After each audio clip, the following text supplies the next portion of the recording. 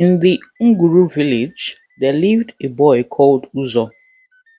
Uzo lived with his parents. He was an only child. His parents instilled in him moral values and responsibility.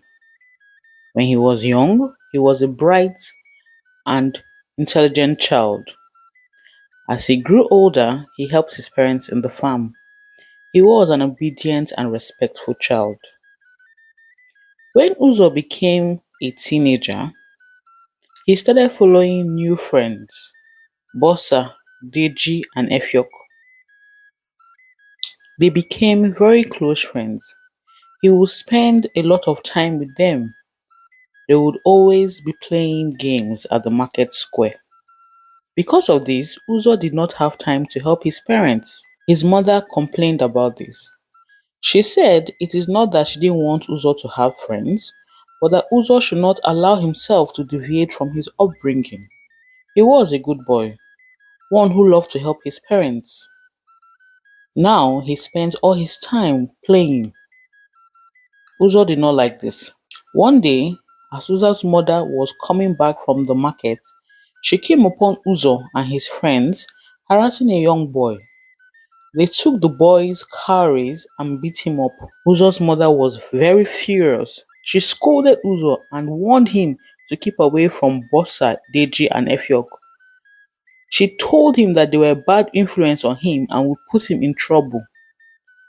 Uzo did not agree with this. He said they are his friends and they would never hurt him. And so it was. Uzo and his friends would always get into trouble in the village. People became afraid of them. One day, the villagers noticed that their goats were going missing, but they did not know who was taking them. One night, Maazi Azuka was in his farm. He had fallen asleep while working during the day. It was now midnight and he had to start going back home. As he stood up to start walking back home, he heard voices. They sounded like young boys. Then he heard his goats crying out. Immediately, Maazazuka knew that the people were trying to take his goats. So he ran towards the voice and started going after the boys. When the boys saw him, they left the goat and ran.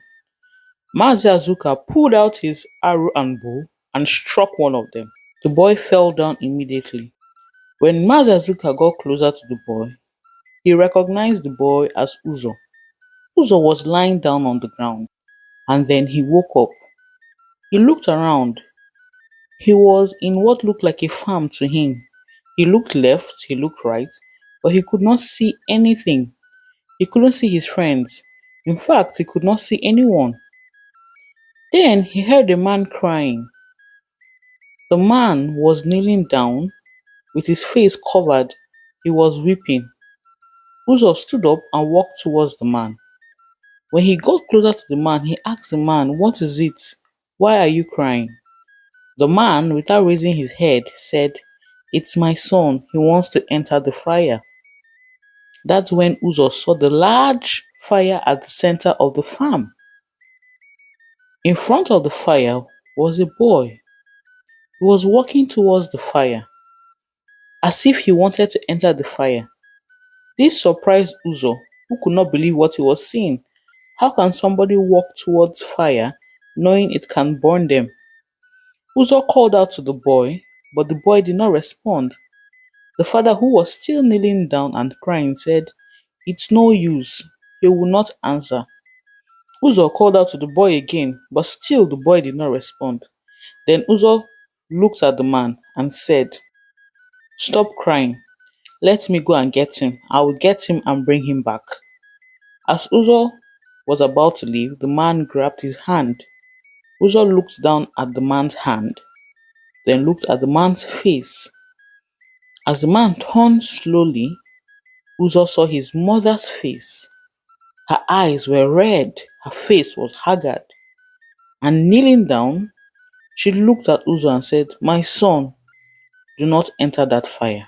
With a clarity that Uzo had never experienced in his life, immediately understood what he was witnessing. As he reached out to hug his mother, he woke up immediately. He was in so much pain. It was like his leg was on fire. He screamed. Then his mother rushed to his side and said, Uzo, what is it? Are you okay? Are you okay? Uzo cried and said, Mama, what's wrong with my leg? What happened? His mother started crying. It was then that Uzo's father told him that Mazazuka had shot him. Mazazuka had seen Uzo and his friends in his farm trying to steal his goats. Bossa, Deji, and Efiog were not hurt. However, they were taken to the palace where they were flogged 100 times and locked up in the palace dungeon for 100 days. They had said that it was Uzo who had told them to steal the goats. Uzo cried out and said, "That's not true. I never said that." But of course, at this time, no one believed Uzo. Because Uzo's right leg was hurt, he wasn't locked up in the palace. However, he was flogged 100 times. After this incident, it was difficult for Uzo to show his face in the village. He was ashamed of himself. He always stayed at home and his mother would take care of him. Eventually, Uzo became better and he was able to walk again. Gradually, he started helping his parents in the farm. And little by little, he started running errands for the villagers.